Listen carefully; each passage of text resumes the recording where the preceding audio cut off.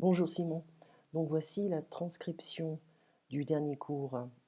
Tu devras m'excuser, ma voix est un petit peu bizarre aujourd'hui. J'ai reçu les deux livres.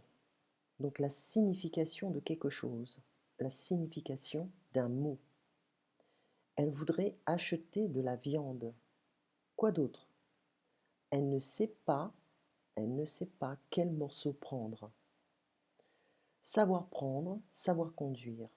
Ok, je ne sais pas prendre, je ne sais pas conduire, je ne sais pas marcher, je ne sais pas courir, etc. Savoir faire quelque chose. Au lieu des côtelettes, prenez plutôt un filet mignon. On parlera de communication progressive plus tard. Attention à la prononciation 6 ou 10. 6 personnes, comme 6 personnes. 10 personnes, ok? Donc on ne prononce pas le X. Ce qu'il faut retenir, il me faut, c'est comme I need, I have the need of. Liaison. Les liaisons en français sont très importantes parce que cela donne une espèce de fluidité dans la communication. S'adresser à quelqu'un, to talk to someone, to address yourself to someone, that would be a literal translation. S'adresser à quelqu'un, is to talk to someone. La prononciation, la prononciation. Elle ne critique pas le filet mignon. Je connais le comté, donc le fromage, hein, un fromager. Je lui ai demandé, je lui ai demandé, il n'a jamais goûté les fromages anglais. Donc une petite polémique au niveau de la cuisine française et la cuisine anglaise. Les Français pensent qu'ils sont supérieurs par rapport à la cuisine anglaise, mais ils ne connaissent pas la cuisine anglaise. Honnêtement, je pense que les Français ne connaissent que le fish and chips, le petit déjeuner anglais, mais ils ne connaissent pas vraiment autre chose. Ils ne connaissent pas les fromages anglais aussi, bon, peut-être cheddar. Les Français sont chauvins, ok? Chauvins. C'est une bonne conversation. Il peut me comprendre. Okay, une rue très célèbre. Il n'y a pas de S hein, ici, donc une rue très célèbre. On avait parlé d'une rue très célèbre au-dessus des Halles, où il y a deux fromagers. Et je chercherai pour la prochaine fois.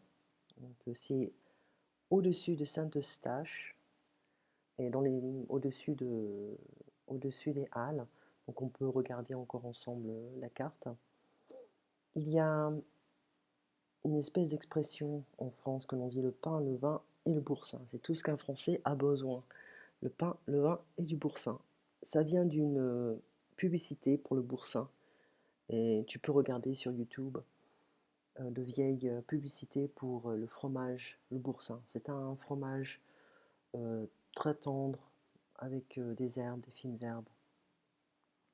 Tu m'avais dit que tu aimes la tarte au citron. Et on avait aussi une discussion sur les vins. Donc, maintenant, les Français ils boivent beaucoup de vin, mais il faut voir aussi la région où se trouvent les familles. Et c'est une éducation aussi. Là, j'ai vu qu'il y a beaucoup de Français qui boivent beaucoup de soda. Donc c'est un peu triste. C'est un peu, cela ne reflète pas la culture française, bien entendu. On avait parlé du film Ridicule. Le film parle de la différence entre l'humour français et l'humour anglais. Je pense que les Anglais connaissent mieux la France. C'est ce que tu m'avais dit. D'une part, d'autre part, on one hand, on the other hand. Ils pensent qu'il est meilleur que le français. Donc les desserts aussi, hein.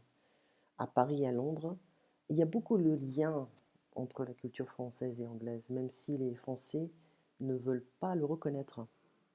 Les liens, surtout des similarités entre l'art anglais et l'art français dans les années 60 et 80. Personnellement, je pense que les Anglais ont un esprit un petit peu plus ouvert que par rapport aux Français. Il y a un petit bruit qui vient d'apparaître, je pense que c'est une voiture, c'est à côté, juste à côté. Un esprit, ouvert d'esprit, open-minded. les Français sont très conservateurs, euh, ils aiment les traditions françaises, les cultures françaises, et ils n'ont pas vraiment le goût pour les choses nouvelles. Peut-être à part la mode, mais bon, c'est encore très traditionnaliste. Donc ça, c'était la transcription. Maintenant, on utilise communication progressive du français, une tarte, s'il vous plaît. À la boulangerie. Maman, je veux un croissant. Pardon, je quoi? Je voudrais un croissant, s'il te plaît, maman. Bon, d'accord, allons-y. Mais c'est toi qui le demandes. Poliment. Bonjour, un croissant, s'il te plaît, madame. S'il vous plaît, madame. Et s'il te plaît, maman. Ça fait 100 fois que je te le dis. Voilà mon petit. Octave, qu'est-ce que tu dis? Merci. Merci qui? Merci, madame. Donc ici, on a les expressions courantes. Je veux, je voudrais, un petit peu plus poli. Le garçon a des problèmes pour distinguer le tu, le vous, mais sa maman essaie de le rectifier. Le deuxième dialogue, à la boucherie.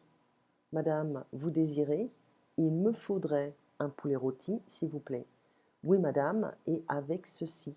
Vous auriez une belle entrecôte pour 2 personnes? Bien sûr, madame, regardez comme elle est belle. Je voudrais aussi du porc. Je ne sais pas quoi prendre. Qu'est-ce que vous me conseillez? Des côtelettes? Non. Si vous voulez quelque chose de tendre, prenez plutôt un filet mignon. D'accord, je vais prendre un filet mignon pour 6 personnes. Il vous faut autre chose? Oui. Donnez-moi aussi 4 tranches bien fines de jambon blanc. Ce sera tout, madame? Oui, merci. Donc, ici, il me faudrait, c'est en fait la même chose, c'est un autre temps, mais c'est la même chose de il me faut, I need, I would need. Vous auriez-vous, c'est une formule de politesse conditionnelle. Auriez, ou alors on peut également c'est un peu proche du futur, mais ce n'est pas la même terminaison. It's close to the future, but it's not the same ending. So would you have? Qu'est-ce que vous me conseillez? Advise, recommend. Je vais prendre. I'll take, I have. Okay, donnez-moi aussi, etc. Donc, tranche, slices. De jambon blanc, white ham. The quality is better, actually.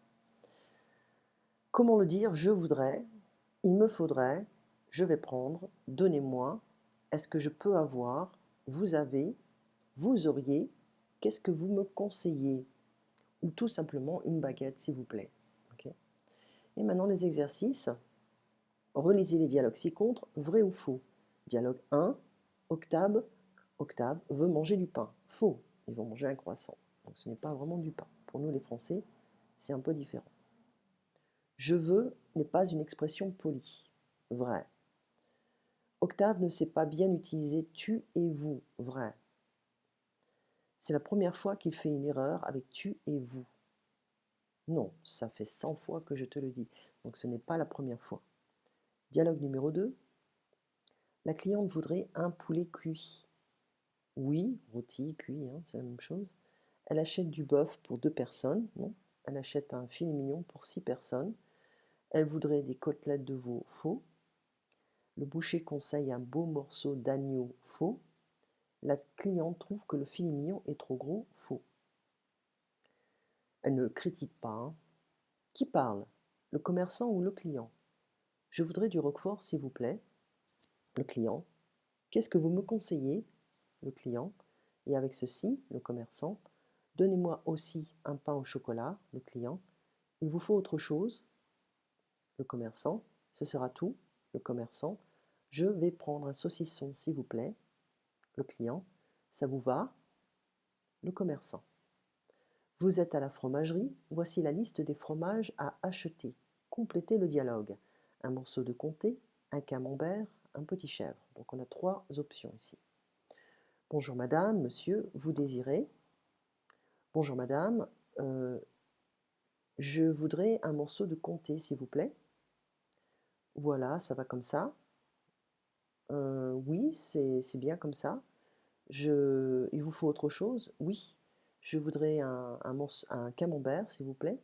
Voilà un beau camembert. Et avec ceci, Il me faudrait un petit chèvre également, aussi. Je vous conseille celui-ci, il est délicieux. Ce sera tout? Oui.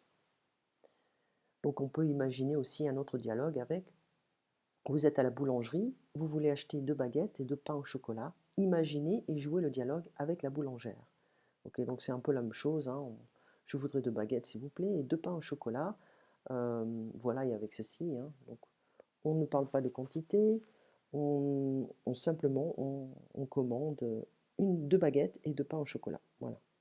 Et avec ceci, c'est tout. Ce sera tout. La prochaine fois, nous allons donc faire les dialogues de la page suivante, et ça concerne une personne qui voudrait acheter un petit journal et une personne qui va également à la boulangerie-pâtisserie. Donc on va insister sur ce genre de dialogue pour te permettre de dialoguer un peu mieux en français. Voilà, ce sera tout pour le résumé du dernier cours. Passe un très bon week-end. Au revoir.